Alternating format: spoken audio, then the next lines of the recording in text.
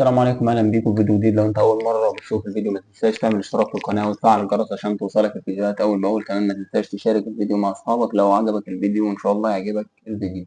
فيديو النهارده هو فيديو بسيط من سلسله شروحات الكمبيوتر طبعا للمبتدئين. طبعا الفيديو هو ازاي بتحمل اي صوره من اي ملف وورد عند حضرتك. وليكن مثلا انا عندي فايل الوورد ده. فايل وورد ده طبعا فاضي مفيهوش أي مشاكل. هبدأ إن أنا أسحب الصورة مثلا كده لحد ما أوصل الوورد، وهبتدي إن أنا أسيبها هنا.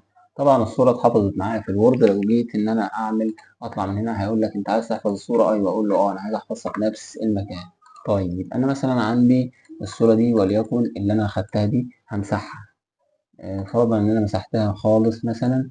عملت لها ريموف او عملت لها ديليت من هنا، وابدا ان انا برضو افرغ معاك السله اهو. ما تقولش موجوده في السله. نبدا ان احنا نرجع لفايل وورد تاني، نبدا نختار اوبن كده.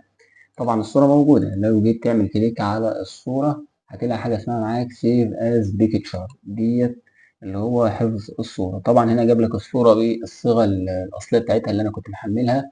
او لو جيت مثلا انك تحطها على الديسكتوب وتختار سيف من هنا وجيت تطلع هتلاقي الصورة اتحفظت معاك بدون اي مشاكل.